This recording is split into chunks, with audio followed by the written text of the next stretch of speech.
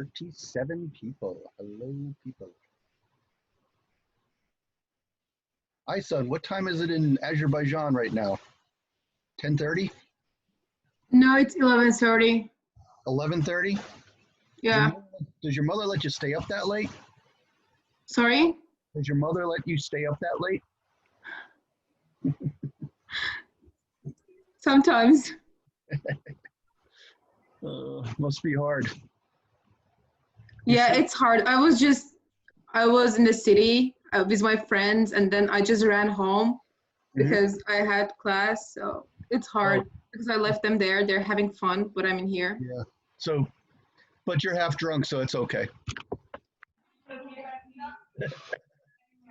Kidding. Okay. So, I've got a couple of chats up already. Your audio is still my audio. Can you guys hear me? Psych. I didn't connect. Okay.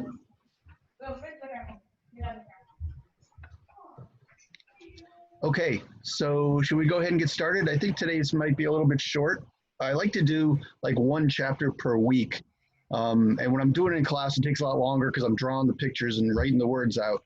Here it's just PowerPoint, so it goes a little faster. So I apologize. Can I hit? I apologize for being a little short, but let's rock and roll. Okay, so quick review of what we did last time. Screen share.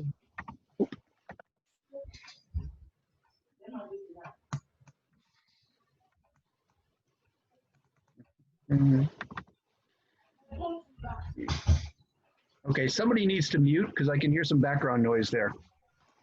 Oh, what the heck? What the heck? I'm gonna end up here. Okay, so last time we were talking about membrane potential in the axon, right? We're only talking about axons here. So in the axon, you've got really three ion currents we care about.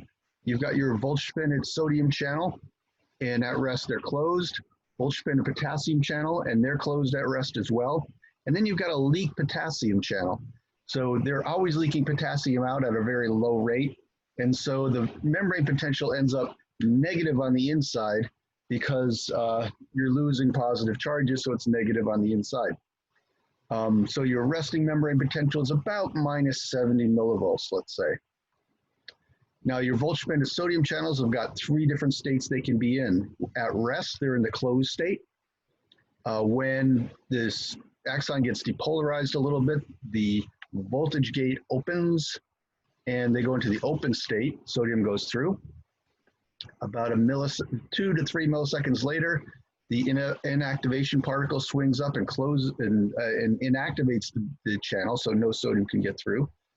And then before this can be available to open again, it has to repolarize. The membrane repolarizes. That voltage gate goes back to where it belongs, and the inactivation particle swings out. Now it's closed, no sodium can go through, but it's available again. Okay. And so during our action potential at rest, if we're just looking at our Voltsch-Bened channels at rest, they're both closed. When the action potential starts to go up, it's because the sodium channel, Voltsch-Bened sodium channel is open, sodium's coming in, cells depolarizing. At that peak, the Voltsch-Bened sodium channel inactivates and potassium rushes out, and that gives us our repolarization. And it actually goes further negative than it was at rest. Then those potassium channels close, you go back to the rest state, which is about minus 70. So that overshoots about minus 80, and then here you're at minus 70 at rest. Okay, so that's our action potential. Okay, so the thing about this action potential is it's kind of self-generating. If you remember, the sodium channels open because they are depolarized, right? So you get a slight depolarization coming to this axon, and you've got a lot of sodium channels there. Some of them start to open. When those sodium channels open, the membrane depolarizes more, and that opens more sodium channels. And then that depolarizes more, and that opens more sodium channels. It's this positive feed-forward, positive feedback loop that causes all the calcium channels to open, or sodium channels to open up all at once. That's why you get this streak that goes all the way up like this, okay? And the height of this action potential is always going to be the same. You can't get a stronger action potential, a more negative action potential. If you get an action potential, it always looks the exact same way. But if your depolarization, your stimulus to cause that depolarization isn't great enough to open enough sodium channels to make that regeneration happen, then the leak potassium just brings you right back down to rest. Okay, so weak subthreshold stimuli will open some sodium channels, but not enough to get that positive feedback going. And the leak potassium brings you back down to rest. But if you get enough of those sodium channels to open, then they open each other, and all of them open, and you go all the way through a peak, a total action potential. So that's why we say they're all or nothing. Either you get a full action potential or you don't get an action potential. There's no strong action potential or weak action potential. It's all or nothing. And let's see, I think I may have an animation for this. Let me look real quick and then I'll be right back. Don't go anywhere. Don't go away.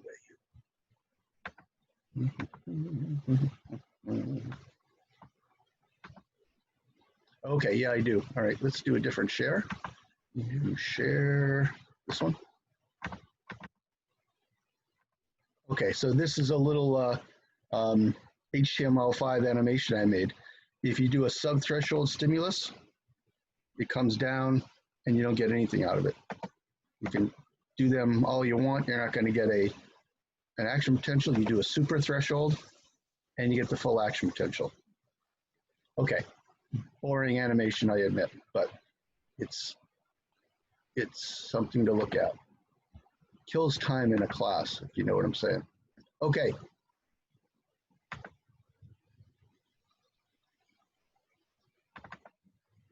What am I doing now? Okay. I think that was wrong. Oh, here we are. Back to our PowerPoint.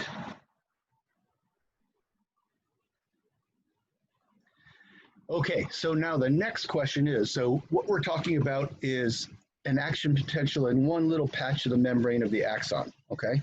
So this starts at the axon hillock. So if you remember let's not have to remember, let's take a quick look. Instead of you looking at my hands, I'll show you what I'm talking about. So this is happening right here at this axon hillock. How does an action potential start here? So you get a little bit of depolarization coming from the soma. If it opens enough sodium channels right here in the hillock, that will cause an action potential to happen at the hillock. So the next question, what we want to talk about is, because you get an action potential here, why is it that it travels all the way down the axon? Because that's what's going to happen. Once you initiate it, it'll go all the way to the end. And why is that? It has to do with passive spread of that depolarization from the action potential. Okay, so here is figure 210. Imagine this is a patch of membrane, okay? And we've got voltage dependent sodium channel here, and all these green ones are either voltage dependent or leak potassium channels. Actually, I think they're all leak potassium channels. So let's say we open these sodium channels. When we do, the membrane potential goes all the way up to that peak, -40, okay? So right here at the sodium channel, we're going to the peak of the action potential. Now that voltage change is going to spread down the inside of the membrane. Here you can see at rest, it's -70 everywhere. And here, it's -40 here, where that voltage dependent sodium channel is. Here it's plus 20, 0, -40, and back to normal. So you can see this voltage here, this depolarization spreads along the membrane, but it diminishes as it goes. It doesn't stay +40 all the way. It's -40 right here where the sodium channels are, and less as you get further away from it. And the reason why it's diminishing like that is you've got these leak potassium channels. So this positive membrane potential is causing potassium to leave. And when the potassium leaves, it takes away from that positive. And so it diminishes that as we go down. Let me stop share for a second. Can I see your faces real quick? How many people follow that passive spread? This is the hard thing sometimes about this Zoom, because in class I can look at you, I can tell when you're lost and when you're not.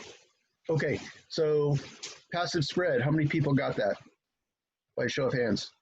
See what I'm saying? Not too cold, not sure, kinda. Okay, good. So we've got a passive spread of depolarization.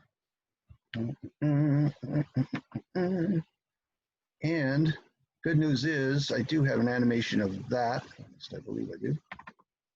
And this one is pretty cool. Okay, so here is our sodium channel in the middle.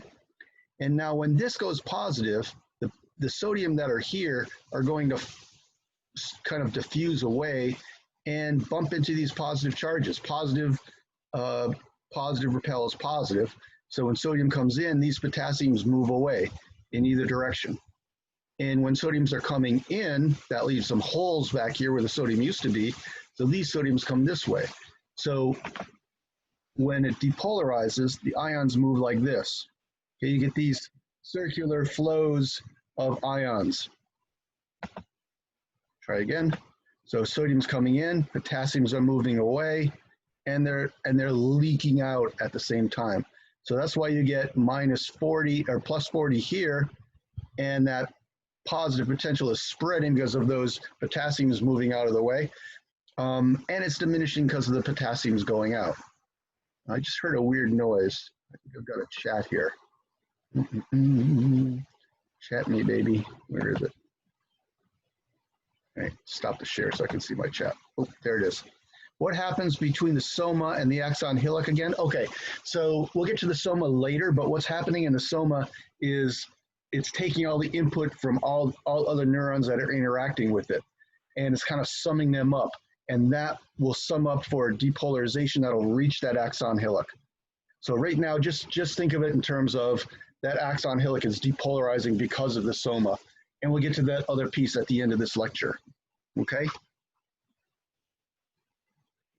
Okay, this is yes. Oh, it's so hard. I get no feedback on Zoom. Yes, Mr. Slush. Okay. Where are we? All right, let's go back to the PowerPoint. Okay, so that's this bad boy here. You've got this passive spread. How does that make our action potential go down the axon? Well, if you can kind of, come on. You can kind of think of the action potential as, it's a continuous thing, but you can kind of think of it as like one patch of membrane next to another patch of membrane next to another patch of membrane. So you've got sodium channels lining this whole long axon. So if you imagine that over here at A, we are in like near the axon hillock. Oops, oh shoot. Over here at A, we're at the axon hillock. And that's depolarizing because the soma is depolarizing it. So here at the axon hillock, we get our action potential reaching our peak. So here's the action potential reaching its peak inside the membranes plus 40. Now this passive spread of depolarization then goes up the axon and it starts to reach the sodium channels over here. Okay, so here you can see this guy is feeling this depolarization, this slight depolarization, and is going towards its threshold. And that causes these sodium channels to open and then it peaks here. Behind it back here, we've gotten past the peak, our potassium channels are open and it's repolarizing. Over here, the next step along the way, that passive spread is reaching over towards it and it's being stimulated and it's going to do an action potential. And now we've got an action potential here and repolarization here.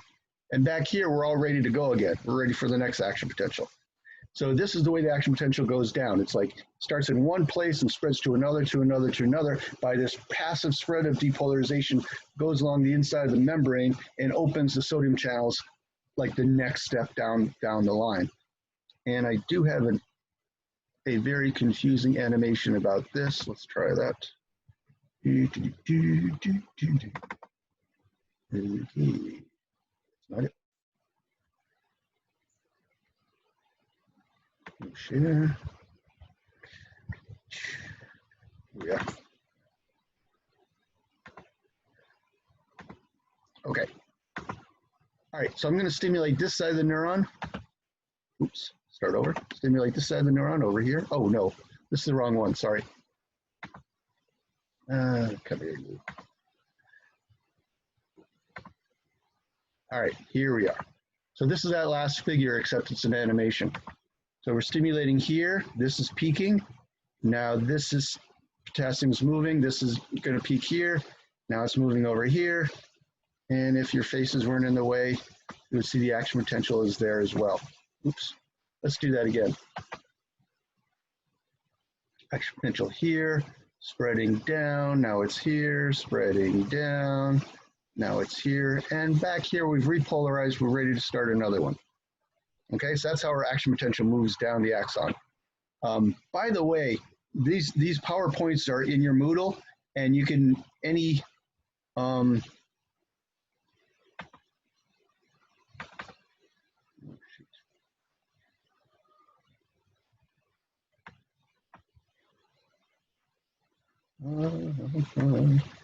and my multimedia. Bum, bum, bum, bum, bum. Bum, bum, bum, bum, bum, bum, bum, bum. We are Santa's elves. I've been singing We Are Santa's Elves all week. I don't know why. Okay. So anytime in this PowerPoint you see like one of these little arrows in the bottom, that will take you to the animation. So if there's an animation you don't know, you want to see, they're all there. Okay, so this is what we just saw. Spread of the action potential down the axon. Now, myelination. I told you the other day that myelination makes the action potential go faster. Why is that? Here's why the myelination makes it go faster. So remember in the passive spread thing, I said that when you depolarize here, the potassium spreads and that spreads the depolarization, but potassium leak out decreases the spread. So it gets lower and lower as you get further away. The myelination is insulating that. So you're not getting any potassium leak. So instead of like the voltage decreasing in like, you know, a nanometer, or I don't know anything about, let's just make numbers up, in like 10 units, okay? And it's decreasing in 10 units because of that potassium leak. If you've got myelination there, it'll go 1,000 units, okay? Because it's not diminishing because there's no leak. So that's what myelin is doing here. And we've got another animation on that.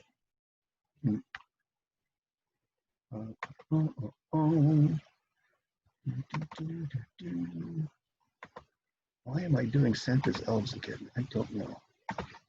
Okay. Okay, so there's action potential there. Boom. You can see it moved. Oh, this one's really fast. I should probably slow this one down. Put you guys on the bottom. Stimulate again. So action potential here, and then it's there because the spread of depolarization is going a lot farther and a lot faster. Okay, we good? Myelination makes things faster. Okay, let's go back to what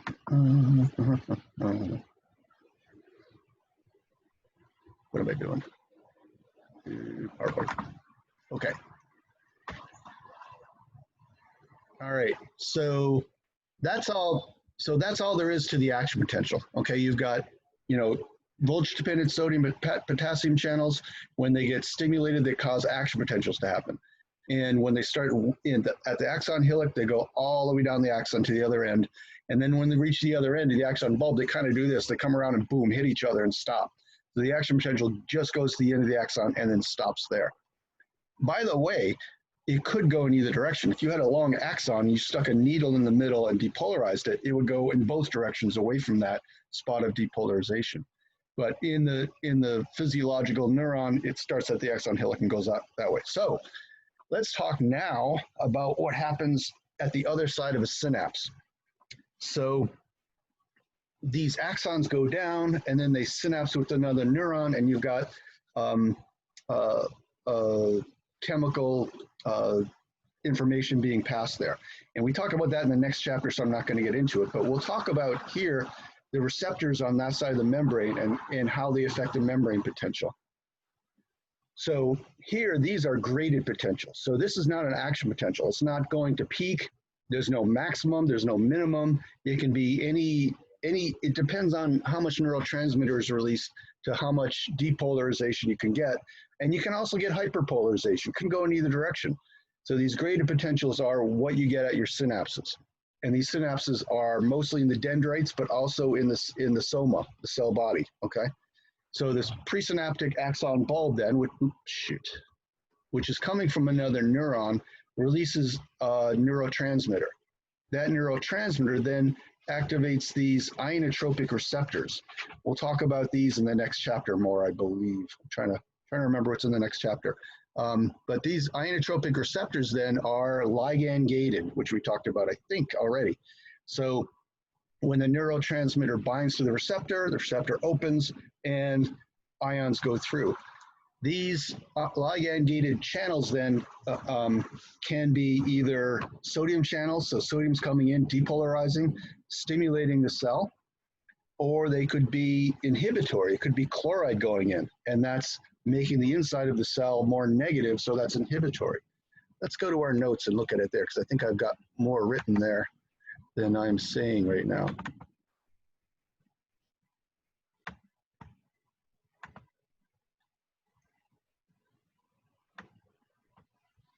Okay. I just noticed Winter Spirachin is in Zoom University. You can see her screen. Okay. There she is. Sorry, I was making a bagel. I set my fire alarm off. My toaster sucks. I'm glad you were muted. I know. Good thing. But I'll still listen, I promise. Okay. Okay, passive spread we talked about, saltatory conduction. So saltatory is what happens in the with the myelinated neurons. I don't know if I said that word, but that's what saltatory means. Okay, graded potentials occur at synapses. So 3 possible things can happen here at a synapse. It could be a sodium channel. Sodium enters and depolarizes. That's excitatory, okay? Depolarizing means it will open Volch-Schmidt channels, so it's exciting. They could be potassium channels. Potassium goes out. And as we saw before, potassium leaving repolarizes the cell. Well, if the cell is already at resting and you hit it with and potassium goes out, it goes even more negative.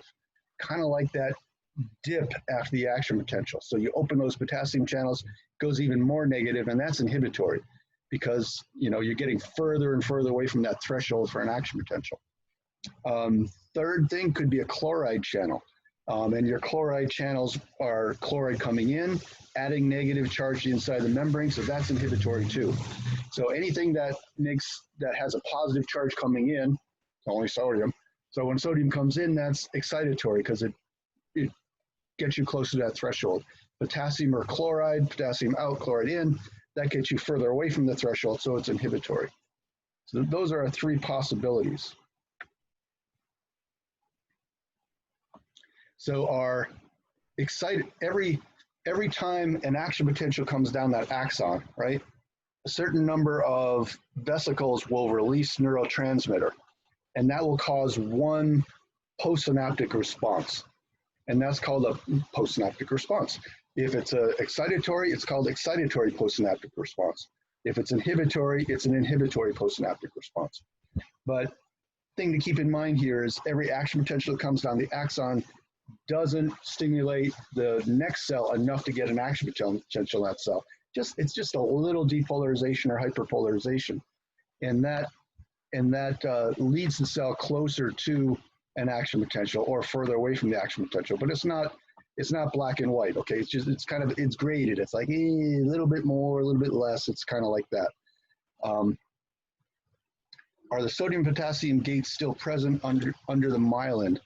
What happens if the myelin disappears? So no, there are no sodium or potassium channels underneath that myelin. I think that's a bit of a lie. I think there is potassium, but for now, assume that there are none. And so for that reason, that voltage spreads really fast. If the myelin disappears, nerve conduction stops and the nerve stops, okay? So And that's a real problem with a lot of neurodegenerative diseases where there's demyelination and the brain stops. Maybe you've heard of these. It's like when a child is born, they seem normal, and by the time they're 3, they can't walk, and they usually die by 4 or 5. Really, really awful stuff. So that's demyelination. I think also multiple sclerosis is a demyelinating disease, but it's for a different reason. But anyway, myelin's very important in the brain. That's why you have so much white matter. Okay, where the hell was I? Okay. All right, so you've got your EPSPs and your IPSPs. EPSP is sodium, IPSP is either chloride in or potassium out. And when they hit the soma, the dendrites or the soma, each neuron is going to be interacted with by thousands of axons. You've got thousands of synapses all over this thing. Some of them are giving EPSPs, some of them are IPSPs. So you've got stimulatory and inhibitory inputs into this neuron. And the neuron is going to kind of add all those up, and that's integration. So summation means you get one EPSP, you get a little bit of depolarization, but it doesn't do enough to reach the axon hillock and give you an action potential. It just kind of comes back down. You get 2, you get closer, you get 3 of them in a row, boom, you get over that threshold and you get an action potential. So the soma is taking all these inputs, all these positive inputs, adding them together to get to threshold and produce an action potential. But at the same time, the inhibitory inputs are subtracting from the stimulatory inputs, and so it's like a push and it's like a tug of war between the neurons that are trying to stimulate this neuron and the neurons that are inhibiting it. And in the end result is a certain frequency of action potentials in the axon. Okay, so a certain amount of depolarization will meet the axon hillock and start action potentials. You get a lot of depolarization in the soma, you get a real frequent action potentials. If you don't get much stimulation, you get some EPSPs, but some IPSPs, you get a slower depolarization of that axon and less frequent action potentials. That's what summation is all about, in a nutshell. Integration.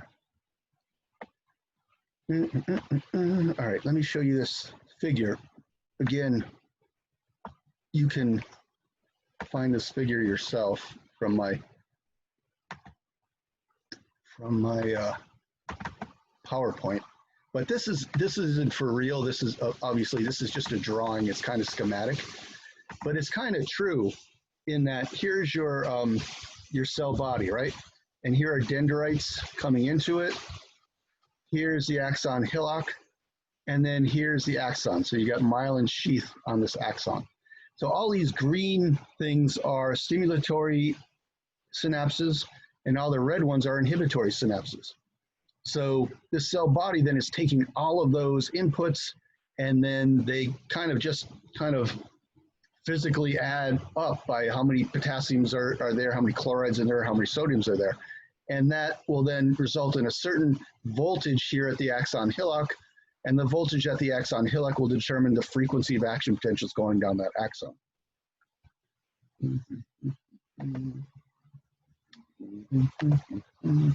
Okay, here's a game I made years ago. You guys should play this game because come December when Flash doesn't exist anymore, this game isn't going to work anymore.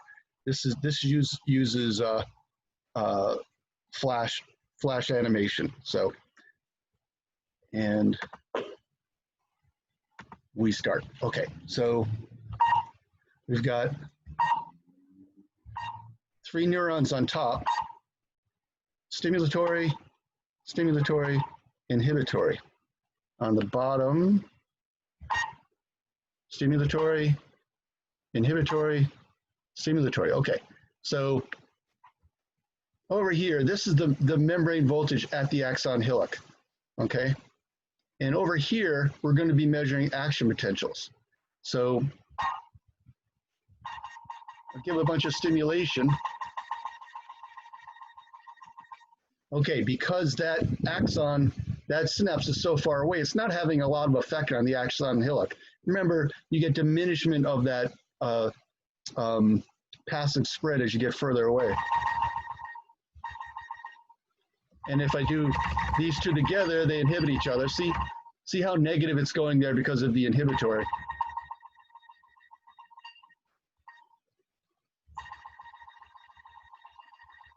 Okay, let's stimulate now. So the voltage, so you can see there the voltage goes up till it gets above threshold. Then you hear that pop, pop, pop, which is action potentials going down. That's a lot of stimulation.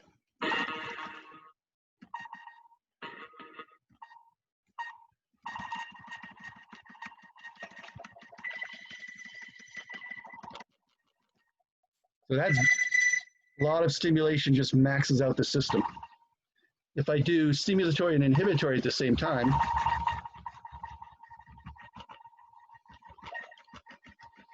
you're not getting as many action potentials.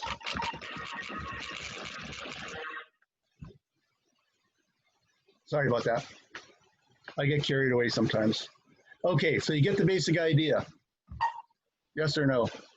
Inhibitory synapses, let me start again. I can change the,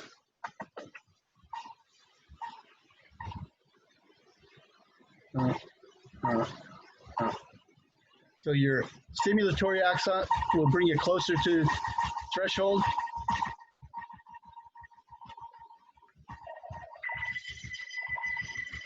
There's some inhibitory in there, brings you back down. And that's what cell body's doing. That's integration. So, you share.